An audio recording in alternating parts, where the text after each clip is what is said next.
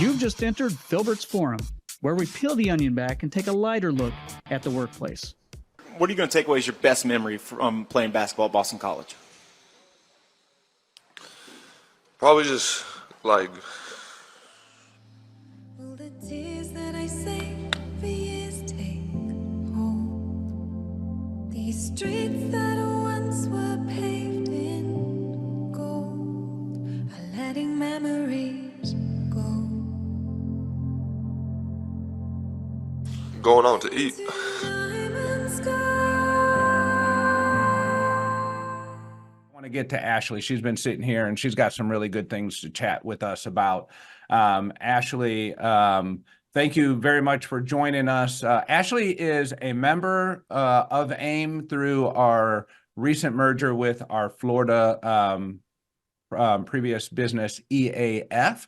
And we've gotten to know Ashley and Edpuzzle, and they do some really amazing things. She's a very amazing individual. They use AIM services already for many things, are getting the advantage of the merger, just as we kind of envisioned it. But Ashley, first, tell us a little bit about yourself, your role, and Edpuzzle, this company that we probably are aware of, but we don't know. Yeah. Well, I'm thrilled to be here representing Edpuzzle today. I'm the Senior People and Culture Manager for Edpuzzle. I support the United States team. And for those who might not be familiar with Edpuzzle, we're a platform revolutionizing the way educators engage their students through video lessons. So our journey has been one of innovation and dedication to improving education worldwide. Our story began with a simple idea, just to harness the power of technology to make teaching more interactive and engaging. At our core, we're actually built by educators to support educators. Nearly a third of our employees are previous teachers. Edpuzzle was founded back in 2013 by a group of 4 friends from Barcelona who wanted to create an engaging and easy-to-use video learning platform that was easily accessible to students and teachers. And so, as you know, videos are a powerful resource, but it can also be challenging to hold students accountable for something that you can't track. And that's why Edpuzzle was created. Our CEO was once a teacher with the same problem. And so since then, Edpuzzle has grown exponentially, reaching millions of students and educators around the globe. We're in 80% of the US schools and average 9 to 10 million users a month. All right, so 80% of the U.S. schools, let's at least just focus on the U.S. today. I get it. You're a global organization. I looked at your job openings today to understand where they're at. But before we get into that, the first thing I noticed was remote. Tell me about your workforce. Why am I seeing so much remote job postings? Yeah, so Edpuzzle is actually a 100% remote company.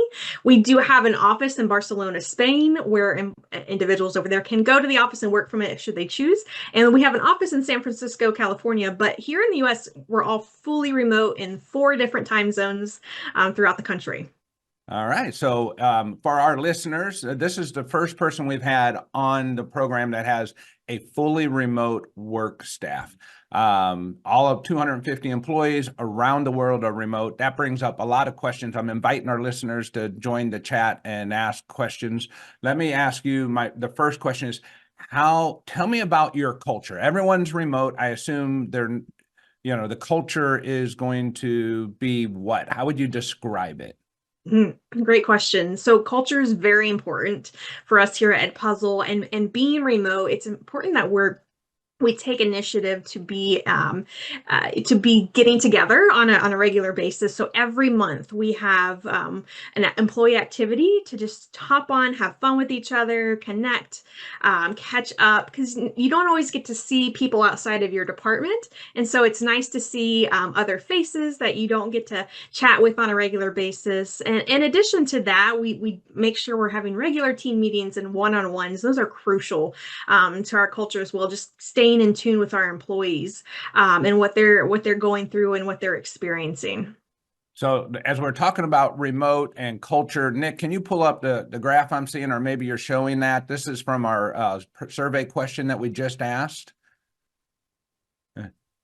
And Really interesting. Wow. Really interesting. that's really results. interesting. So you're at the very Yeah. far right of that graph, one of the 5 that have responded that says they're fully remote. So, all right. So once a month, you all get together. Do you use Edpuzzle's technology to ask questions and get the right scores, and or is there a standard protocol? Your CEO is on this meeting. How is that done? Who's involved? Yeah. So our people and culture team is it's responsible for facilitating and hosting the monthly event. We have Okay. used our own Edpuzzle platform in the past. We use it a lot when it comes to sharing video communications and trainings for our employees. But we also use a lot of other platforms. Slack is a big one. We Slack Yeah. each other on a regular basis, and we keep it light. We like to use a lot of GIFs and emojis because we like to have fun. It's nice to have that brain break from work. And are you employing mostly programmers? What's the standard, what's the majority of your workforce look like? Here in the United States, our 2 largest departments are our curriculum team. They are part of the content division that develops our Edpuzzle original videos that our educators can take right off the shelf and assign to their students. We also have sales team here in the US partnering with different schools. So those are our 2 large departments, in addition to we have marketing, of course, people and culture, finance is also here in the US as well, and strategy development. So one of the things that, traditionally happens from my interaction with, entrepreneur-based organizations, particularly in the tech field, which Edpuzzle sounds like maybe it's grown in that spirit in some ways. Tell us a little bit about like the philosophy or how culture enables success in your environment. How does that come together? Because you've grown from a small group to a large group of people very quickly. We have, and I would say the philosophy behind that is we having agility, right? So just being able to be agile has helped us respond quickly to employee feedback. So improving their work experience in real time. We went from no HR department 3 years ago to now having a full HR department. But with that, you have to build processes and policies, and so getting real-time feedback and being in tune with how our employees are experiencing it has been vital. It's allowed us to support the organization's growth effectively, ensuring that Edpuzzle remains a great place to work. Because again, I said, culture is important to us. So it's not just about speed, it's about being thoughtful and responsive, also proactive, which leads to a positive and adaptive work environment. Yeah, fantastic. And so with the onslaught of, oh my gosh, we're 250, we're growing, we're expanding. Most schools and teachers are either using or have access or learning about your product at a very rapid pace. We have some teacher friends within the community here at AIM, right here in some of the local school districts who have said, yeah, we use that product every day. So it's a fantastic resource just based upon that. What are some of the challenges that you are facing today, given the position that you're in with the rapid growth that you've achieved? Yeah, so AIM has been a huge help for us, let me tell you, because going from nothing to 100 miles per hour, you really need a lot of resources and support. So we use the hotline for general everyday situations or to look into best practices, what other industry standards might be. Right now, we're working on our retention, focusing on employee development. Our employees have been here for years now, so they want to grow with us. And so we're working on developing career paths for every role so that they can see a future here with us at Edpuzzle. With that compensation, we're putting together a formal compensation philosophy and policy and structure. And so AIM has been huge in that. We've been working with Mike and Kim from Astron Solutions, and they've been wonderful in helping us put together what that is going to look like here at Edpuzzle. That's been a huge project. Yeah. I would imagine in the space of compensation, when you grow rapidly, right, you're moving fast and you're moving without structure, and that's what gives you agility. And sometimes as you start to establish structure, you don't want that to restrict your agility. So I'm sure, and knowing Mikey, he'll be careful with that. That allows you to have flexibility and agility, even within a comp structure that, you know, it's going to help you meet all the issues of compliance that are complex when you have all remote work. Sometimes comp is a little bit easier when everyone is together in a same place, a same region, you know, a same cost structure, a same environment. But when they're everywhere, your comp structure has to have a lot of agility. So I'll be watching that one from afar to see what I might glean from that. Burt, I'm just looking at your face. You look like you want to ask a question. Well, I don't necessarily want to ask a question. We haven't heard from our friend Dave in quite a while, but he has put something okay. Actually, into I'm the going to chat warn you for us. about Dave right now. Okay. He comes with a warning, Dave. Okay, go ahead, Burt. He's asked a question here. He's curious, Ashley, about any out of office friendships or romances you may know of in your company. He doesn't want any details, please, but with respect to this remote workforce, how are you managing those types of issues? Yeah, that's a good question. Romances, I'm not aware of, but friendships are huge.